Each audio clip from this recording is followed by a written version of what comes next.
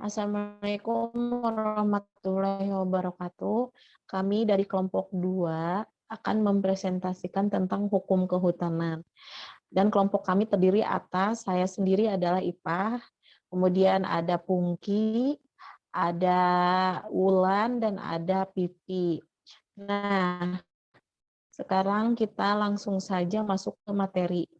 Pengertian sumber daya alam menurut Undang-Undang Nomor 4 Tahun 1982 Pasal 5 menyebutkan bahwa sumber daya alam adalah unsur lingkungan hidup yang terdiri atas sumber daya manusia, sumber daya hayati, sumber daya non-hayati, dan sumber daya buatan. Next. Lanjut.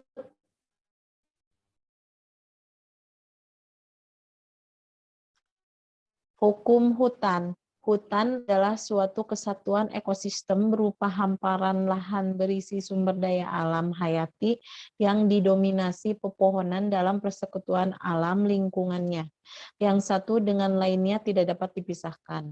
Hukum kehutanan dalam kedua definisi di atas dititik beratkan pada kekuasaan negara dalam pengelolaan dan pengurusan hutan dan kehutanan semata-mata.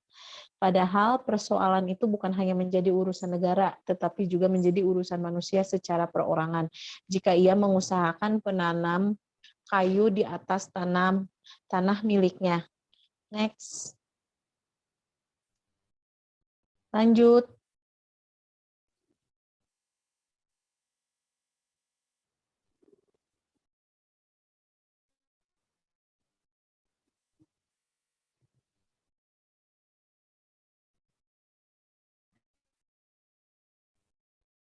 Boleh dilanjut buat menurut para ahlinya?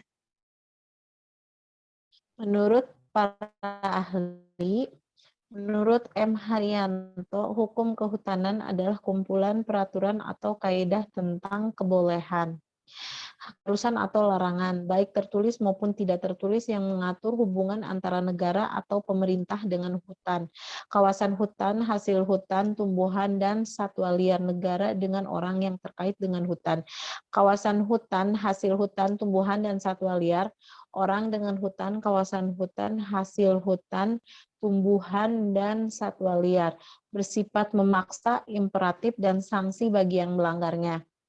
Lanjut.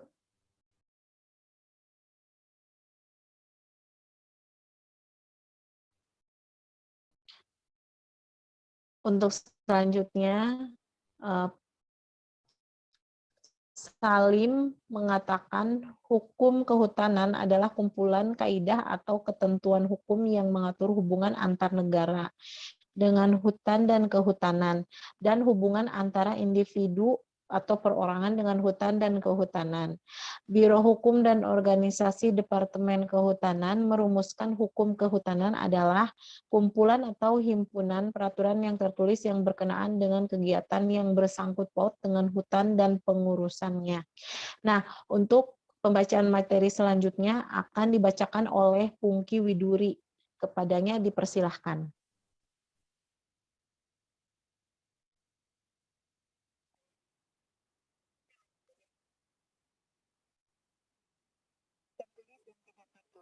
Hukum kehutanan tertulis adalah kumpulan kaidah-kaidah hukum yang dibuat oleh lembaga yang berwenang untuk mengatur hal-hal yang berkaitan dengan hutan dan kehutanan. Hukum kehutanan tertulis ini dapat dilihat dalam peraturan perundang-undangan, baik yang telah dikeluarkan oleh pemerintah Hindia Belanda maupun yang telah ditetapkan oleh pemerintah dengan persetujuan DPR sejak bangsa Indonesia merdeka. Sedangkan hukum kehutanan tidak tertulis atau disebut juga hukum adat mengenai hukum adalah aturan-aturan hukum yang tidak tertulis, timbul, tumbuhan, dan berkembang di masyarakat. Jadi sifatnya adalah lokal. Next.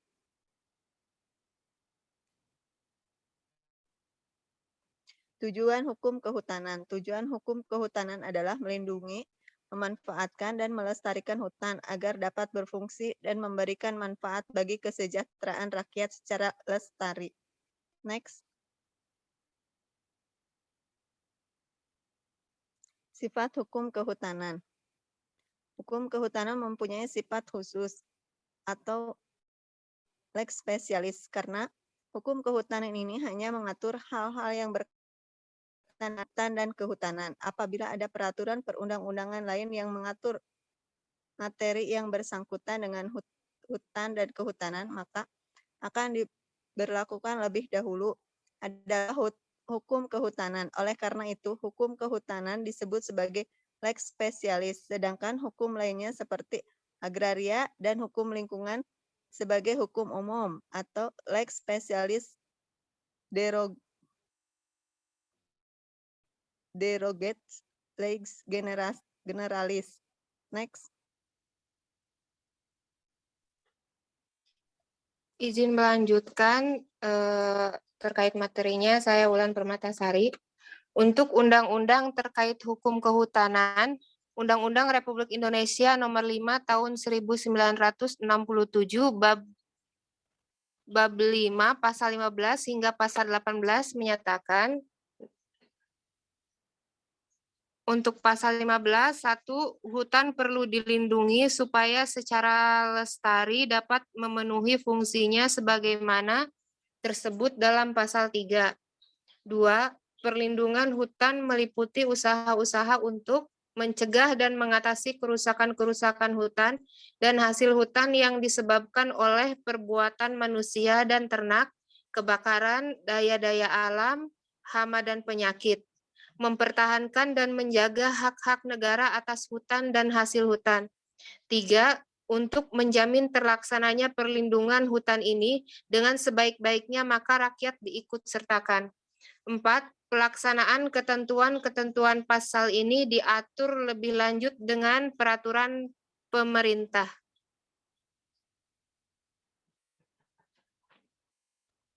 Pasal 16, pemburuan swasta liar diatur dengan peraturan perundangan dengan mengindahkan tujuan-tujuan yang telah ditetapkan dalam undang-undang ini.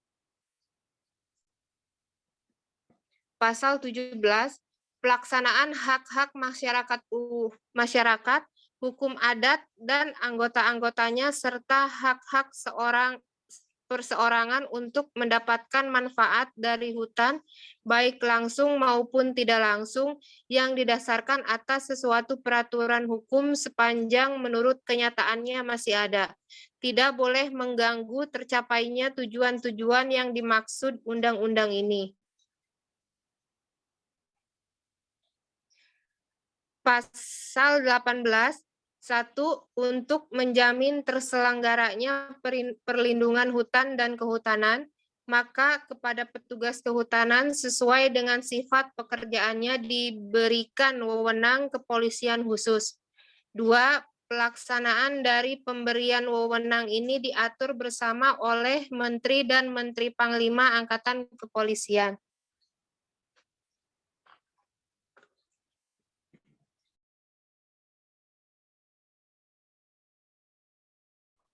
Untuk Teh Pipi lanjut.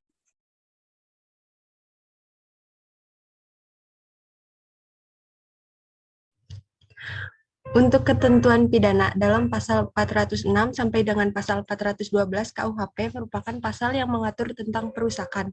Pasal tersebut digolongkan sebagai kejahatan dan dapat diterapkan terhadap pelaku perusakan hutan. Bunyi pasal 406 adalah barang siapa yang dengan sengaja dan dengan melawan hak membinasakan, merusak, membuat hingga tidak dapat dipakai lagi atau menghilangkan suatu barang yang sama sekali atau sebagiannya kepunyaan orang lain, dihukum penjara selama-lamanya 2 tahun, 8 bulan, atau dengan denda sebanyak-banyaknya Rp4.500. Pelaku kejahatannya melanggar izin yang telah diberikan dapat berupa over atau penebangan di luar area konsesi yang dimiliki.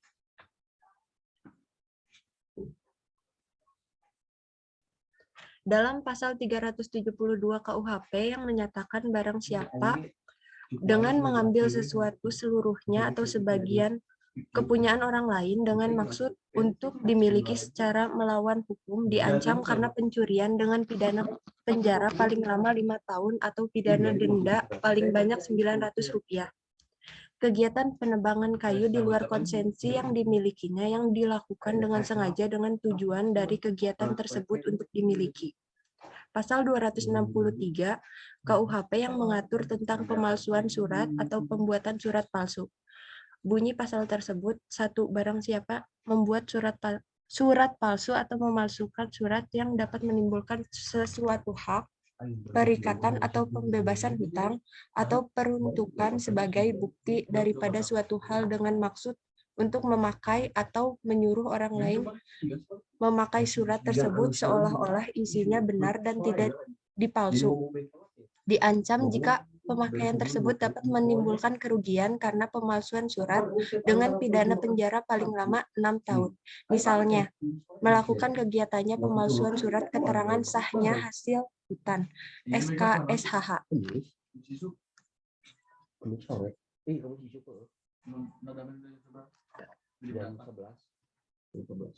Selain itu juga ketentuan pidana perihal kehutanan terdapat dalam pasal 78 dan pasal 79.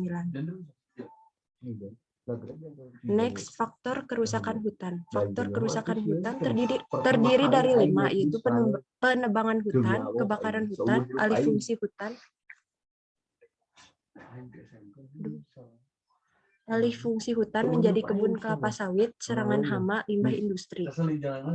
Nah, penebangan hutan liar secara ilegal di suatu kawasan hutan dapat menurunkan dan mengubah fungsi hutan. Umumnya kayu hasil penebangan liar akan dijual kembali kepada penadah untuk nantinya akan dijadikan barang jadi dalam bentuk lain. Hutan akan kehilangan pohon yang memiliki daya serap akan air dan karbon dioksida sehingga timbul potensi longsor, banjir, dan peningkatan polusi pada masyarakat. Kebakaran hutan. Kebakaran hutan dipengaruhi faktor iklim dan kesenjangan. Namun di Indonesia, kebanyakan kebakaran hutan terjadi karena faktor kesenjangan. Beberapa pihak yang tidak bertanggung jawab sengaja membakar hutan untuk membuka lahan perkebunan maupun pemukiman. Lalu ada alih fungsi hutan menjadi kebun kelapa sawit. Alih fungsi hutan menjadi kebun kelapa sawit sering dilakukan oleh korporasi besar yang tidak bertanggung jawab secara sistematis. Kelapa sawit merupakan salah satu komoditas yang menguntungkan dan selalu dibutuhkan. Sehingga beberapa pihak tak bertanggung jawab tersebut sengaja menggunakan hutan sebagai lahan untuk kebun baru mereka tanpa pertimbangan dampak negatif yang akan terjadi. Serangan hama. Terkadang serangan hama menyerang dan beberapa jenis pohon tertentu di dalam hutan. Tanpa penanganan serius, hama akan membuat pohon mati dan pada akhirnya perlahan-lahan jumlah pohon akan berkurang. Lalu ada limbah industri. Kasus perusahaan membuang limbah industri di aliran sungai di tengah hutan seringkali terdengar. Limbah tersebut secara tidak langsung akan mempengaruhi kehidupan sekitarnya, termasuk kehidupan flora dan fauna yang ada di hutan.